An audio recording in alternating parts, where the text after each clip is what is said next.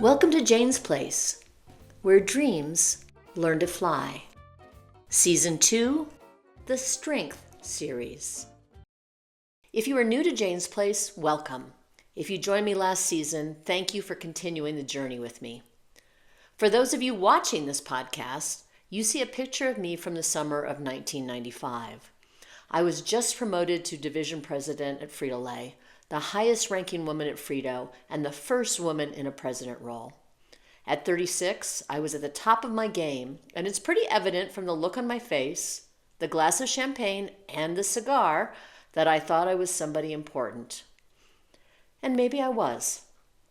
But within 6 months, there would be a reorganization at Frito, and my position would go away. I would move into a role that was clearly a demotion, and within 2 years, I would leave the company. From hero to zero. From my vantage point today, the story of why I got demoted is not very insightful. What is insightful is that I did not have the tools to deal with this failure. I didn't realize that it was just one of many bumps in the road that I would have in both my professional and personal life in the years that have followed. I didn't realize that this was just part of my journey where failure and success are two sides of the same coin. I didn't realize that I would be a better leader and stronger person on the other side of this. Honestly, it hurt like hell and shook my confidence. So in season 2, I talk about passion again, and I ask most of my guests about resiliency and how they manage during tough times. Because it is not if we will have failure, it is just when. And when the win comes, and it will, do we have the tools to learn and grow from it? Thanks for joining me for the Strength Series. And spoiler alert, 30 years later, failure still sucks. On today's episode, I had so much fun talking with my friend and fellow Midwesterner, Emily Mears. Emily is a managing director at Pathstone, a wealth management company with offices in Boulder, where Emily is based. This was one of the first conversations where we really dug into finding balance between work and family, and I think anyone who struggles with this will find inspiration from Emily. Actually, doesn't everyone really struggle with this? Please go to janesplace.com to learn more about Emily and her favorite comfort food. So, Emily, one of the key things we always like to talk about at James Place is what are the passions of my guests? And the reason why we started to do this was that when people talk about what they're most passionate about, it just sort of brings out this kind of inner light. And I love talking about passion because I think it really lays the groundwork for inspiring our listeners to really try to figure out what they care about. So we'll start with that, and then I'm going to pivot a little bit to how, if that passion helps you at all, navigate through difficult times. Because in season 2, we're focused on something we're calling the Strength Series, which is it's great when everything goes well, but for most of us, that doesn't happen all the time. And so we want to kind of balance the passion with the resiliency. But let's start with passion. So, what are you most passionate about? It's an interesting question because I think I'm on a bit of like self-exploration about this too, but I have the privilege of working with a lot of first generation entrepreneurs who worked very hard to build and sell their business, and I love supporting them. The financial side is kind of like the bread and butter of what we do, but I think the thing that is most fulfilling for me is like helping them navigate finding their purpose. Wow. And like that spiritual journey is like, whether it's purpose, fulfillment, spirituality, whatever that is, I think I'm kind of in the season of life where I'm also trying to I know what I'm drawn to, but helping others navigate that too. But that's not necessarily like they're great entrepreneurs, they're great builders, they're great operators, but leaning into like what is really like my legacy is a much deeper side of being a human. And so I love it's a place of privilege to help clients kind of navigate that transition.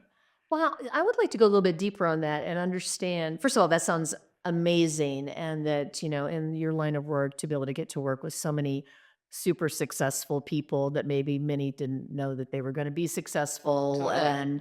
and then what do you do with that success? So how, in your role, how, before we talk about you, how do you start to help navigate someone's I think it's just like the acknowledgement that these points of transition of like selling a business that you worked so hard to build, like we were talking about identity and Right. like ego, like once that starts to not be in your control anymore, it's very unsettling for many, many people. And I think most people. Right, Yeah. right, right. And so helping connect them with other folks who've been through that is a big part of what we do.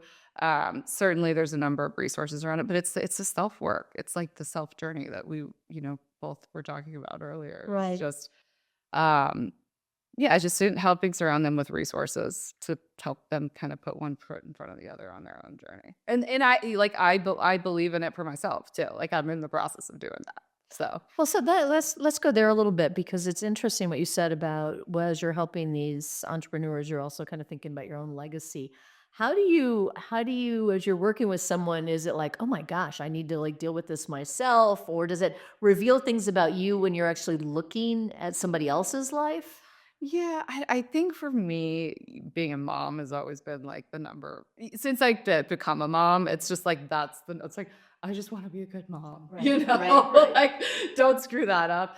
But no, I think leaning into like especially in the world of like AI, that we're Mhm. like so many folks that are way smarter than I am or our team on AI are like, everybody always asks, like, what do we tell the next generation of like, what should they do? What should they major in? All the things.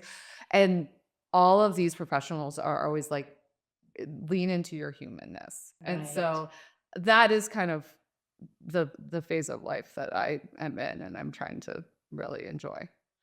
It's interesting you say that because I'm very much focused on that right now. This whole idea that AI is going to be what AI is going to be, and it's going to enable us to do so many things, and it's going to eliminate jobs and create jobs. But I think it's also going to push us more to try to be more human in a world that is less human, and even more in terms of personal contact.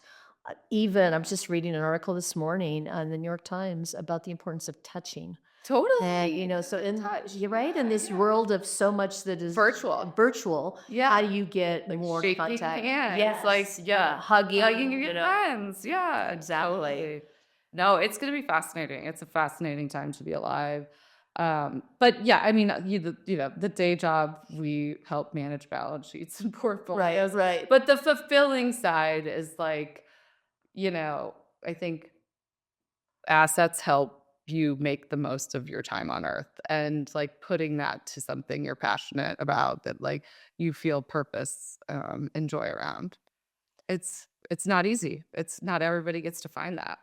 So for the people that do, so you're dealing with people that you're working with people that have been very successful and now have portfolios to manage, that you're working with. Do you see any kind of common themes like, oh my gosh, I'm not worthy of this? Or like, how do I, now that I've got these resources, how do I do good? Because you are really kind of Yeah, in this rarefied air. it's such a personal it's such a personal journey on this stuff, but like there's certainly like patterns of it. Even with our founder Eric Kramer, as you know, we combined with a larger firm, Pathstone, in 2024. Like he's kind of going through his own journey of Yes. that, and we're like, "Are you heating your own some of this?" But there's kind of themes I would say, but it's very personal. Most people ask like, what have other people in my situation done? How did they not screw up their kids? Ah, right. How did they find causes they were passionate about? Did they want to and many of our clients believe like, hey, I love philanthropy, but I also think like the most kind of biggest catalyst to change is actually like creating a business that does something good. So, it's all of those things that and helping them, make good decisions. And another thing I would say is like a lot of these folks like once they've exited a business, they're like, "Oh, I need to fund my next thing myself personally." And it's like, no, you have a very unique skill set.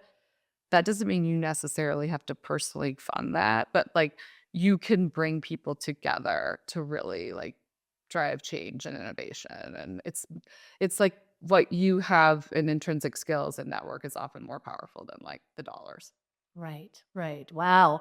Well, that's probably a big insight because I would guess like a lot of people are sort of feeling, okay, now I'm really judged by the fact that I had this huge exit and I'm worth X amount of It's money, so you know? hard. It's so like I feel it's a lonely spot.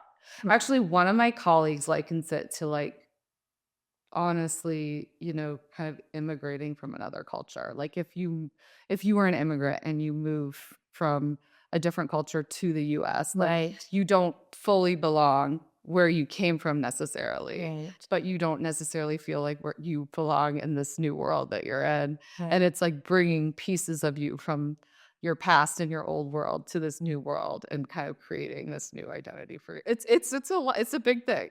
Wow. I mean, it's also making me think a little bit about imposter syndrome, like A kind of, hundred like, percent. I get like, why Yes, am I here? yes, Like, this yes, is you, or yes, something yes, like yes, that. of course, of course.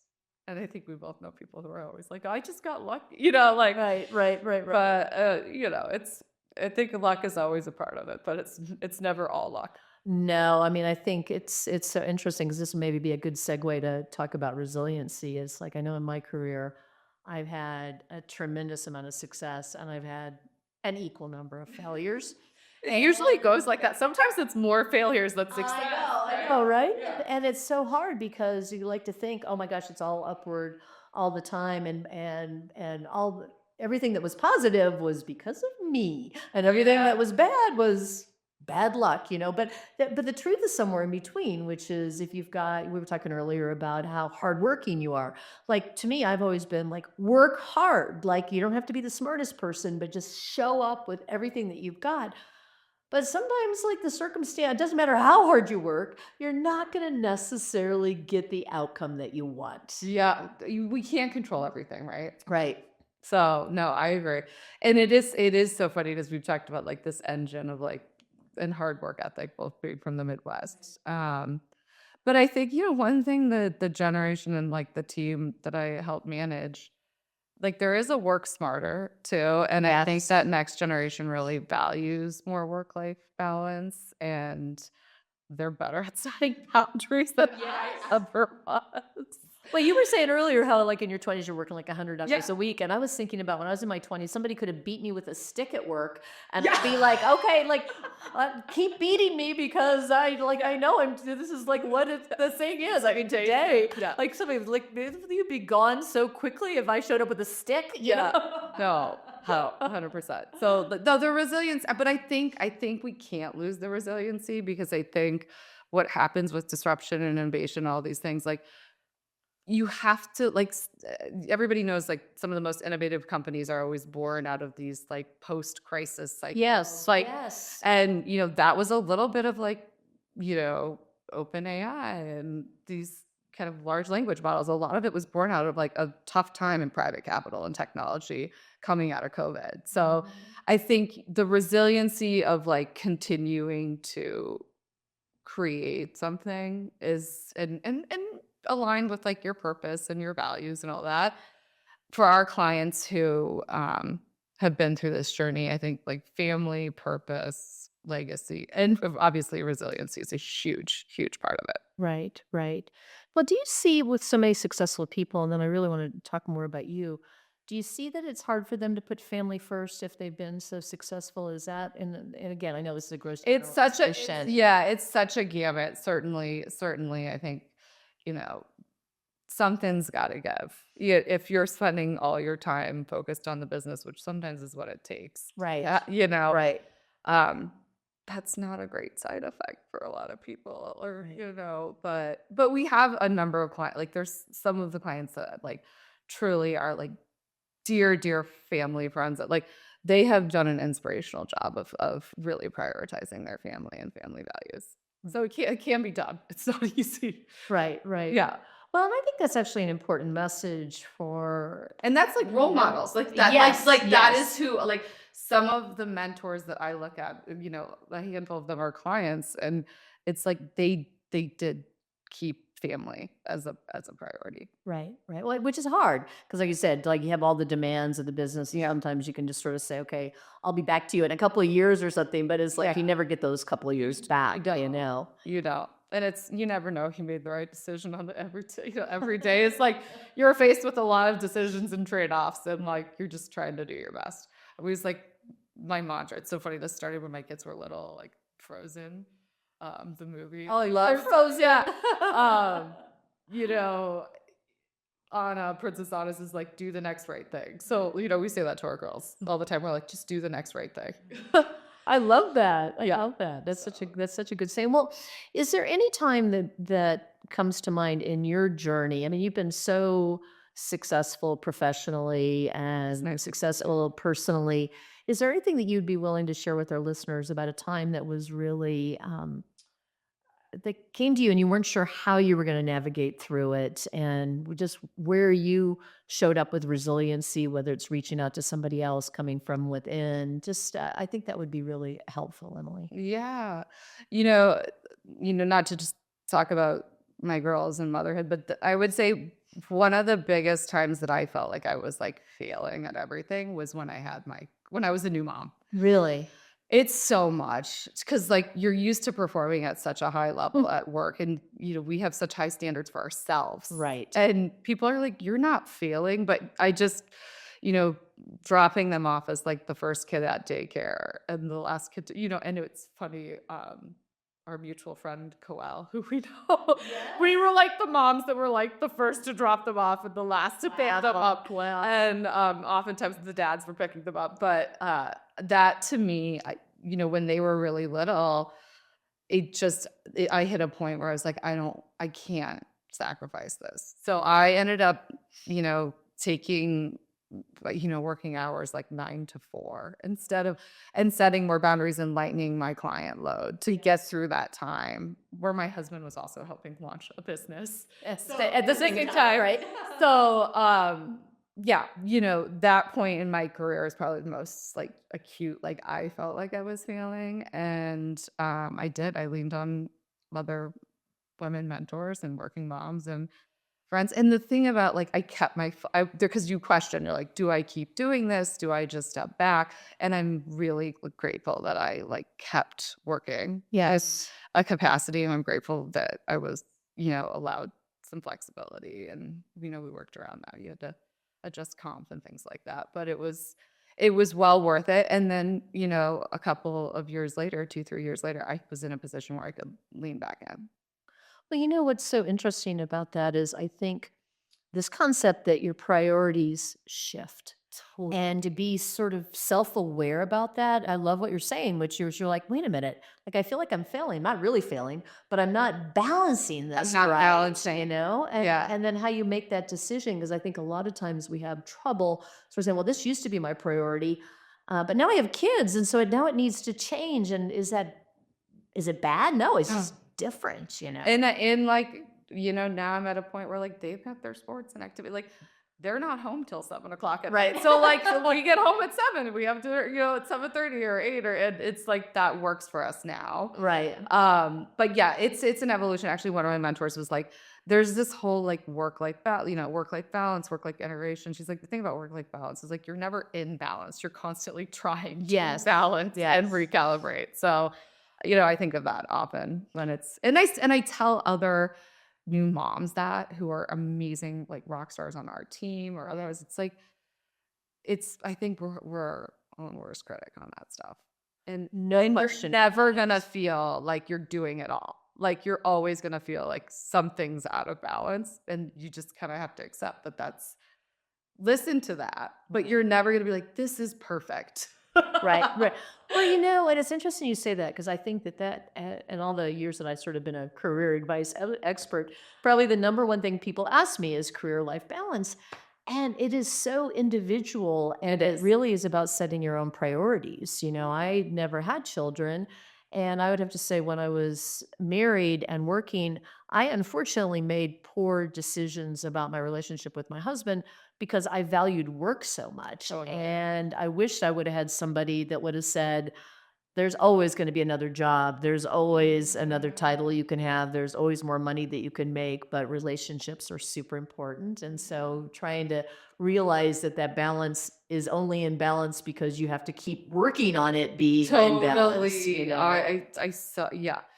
And there's no silver bullet answer. It's so personal to each person. And for me, I would say too, like a community of people that have helped me through some of the hardest times are like my girlfriends that are fellow like professionals Yes. in finance, or they're entrepreneurs themselves. And it's hard to make time for it's not just like your partner or your kids, it's Right. often like your closest friends in your community too. So Right. it's a lot. It's a lot of people, and time's your most valuable asset, right? So No question about it. But I want to just go a little bit deeper into that, Emily, about sort of your network, because I do think a lot of us feel like we have to do things by ourselves. There is, let's pull the cape out and put it on, and it's like, oh, I can be mom and I can yeah. work and be a wife and all that. So, So that is like, even thinking about that makes me feel exhausted. so your cape is in a drawer someplace. Then you're I not like trying to put it on a no. regular basis. I think there's moments where you have to do hard things, of course, but I could not, like, there is no way, like, we would not have dinner on the table if my husband didn't help cook. Like, and my girlfriend, like, there's so many times where I'm thinking about difficult conversations at work, and I'm seeking advice from my friend who's on a public board, or has like Yes. it's the personal board. We talk about that a lot in Yes. our friend group. It's like not just your professional board, but who's on your personal board. Exactly. Exactly.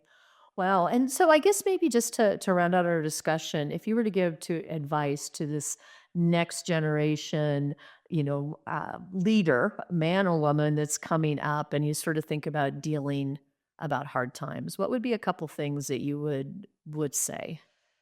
Like, we talk about this a lot internally, and we're actually like reflecting on it now. I think being willing to have difficult conversation, like the candor, like clear as kind, as Mm. Brene Brown says, like Yes. it takes practice to have difficult conversations, but shying away from conflict, like you can't do it. Right. And there's going to be more and more and more in this world as we like navigate integrating more technology into our lives and all of these things. And as we know, it's like a polarizing time to be in this country. Like, we just have to learn how to navigate conflict and have hard conversations, in my opinion, respectfully, you know? Yes. So building, and I think that goes back to the humanness thing of like building these skill sets and practicing the skills that aren't going to be automated. Like, that's where I would recommend, like, if you can invest in a professional, like all of these things, I just think they help you practice the reps of hard things. So when it's a moment that really matters, you can show up and be prepared.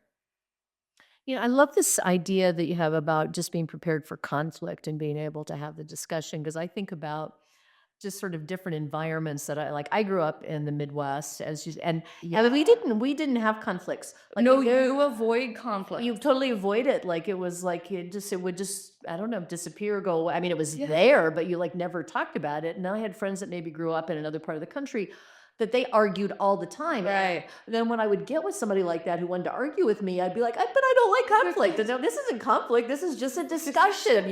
Totally. Yeah, I don't know if conflict, maybe conflict's too strong of a word, but like I just think if you're like if there's a feeling that doesn't feel right in your gut, like Right. if you keep stuffing that, it's gonna come out. Yes, absolutely. And so whether that's like how you interact with your team or whatever it is. So I think just, it's been a lot of self-work to like start to recognize my own emotions, how things made me feel, and not be afraid to like acknowledge that. And if warranted, have a conversation about it. Well, I think that's, just to maybe summarize a little bit, I think this idea that if you can really understand your own priorities and sort of what's important to you, and then be able to articulate that, and then be able to have friends that can help you That is through it, you know? Yeah, and it changes, and I think it's okay to accept that we are gonna change as humans too. Yes. Like, there's different seasons of life. I'm sure you have a lot of perspective on just, like, how things evolve over a career and how your priorities shift. Oh, no question. And even year by year, even when you're towards the end of your career like I am, it's just amazing how you start to have insights about things like, why am I not doing that now? Or like, what's important to me? Because I kind of was doing this for such a long time, but now I actually need to do something different, Different. you know? Yeah, and having a group of folks around you that can help keep you honest and kind of force that self-reflection, whether it's coaches, therapists, friends, like, Right. work wives or, trusted partners, all those things, I think, um, you know, it's a journey. Well, thank you for your time today, Emily. This has been amazing to talk to you. Oh my gosh, you're so sweet. This was so fun. And I'm glad we got to catch up. And thanks for asking me to do it. I really was touched that you asked. Emily and I covered a lot of ground in our short conversation, and I have to start by saying that I love her for quoting Princess Anna from the movie Frozen with the sound advice of, do the next right thing. For my reflection today, there were a few questions that came up for us to ponder. First, do we know how to set boundaries for ourselves, being clear about working smart versus working hard? Second, can we have hard conversations with people, or do we shy away from conflict? And finally, how do we lean into our humanness and, in fact, develop our skills that make us more human, especially in a world that can feel as if humanity is struggling? As always, I like to talk about hugging, and I can never articulate it as well as Earl, Jane's Place Chief Hugs Officer. Take it away, Earl.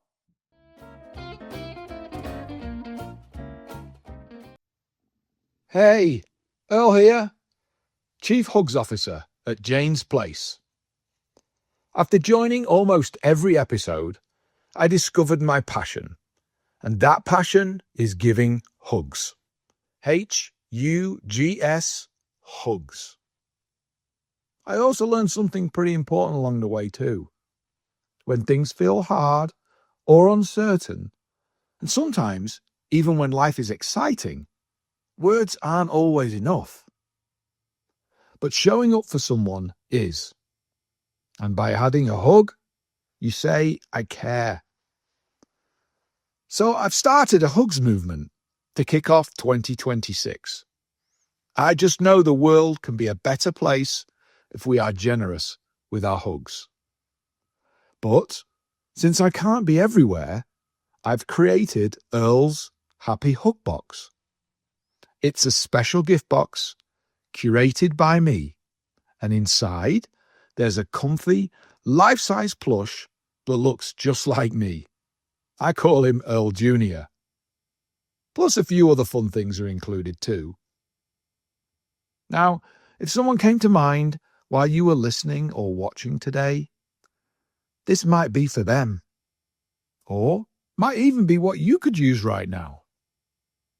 You can learn more at janesplace.com/Earl.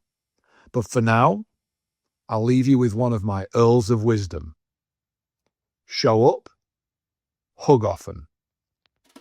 Special thanks to my amazing producer, Aditi Joshi, for her partnership in creating Jane's Place and all her hard work behind the scenes to make Jane's Place so special.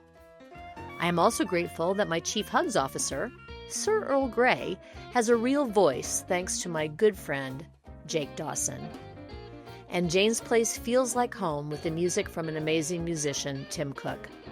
Tim gave us permission to use the Subdued song, Them Figs, as our upbeat theme music. Tune into the next episode of Jane's Place, where dreams learn to fly.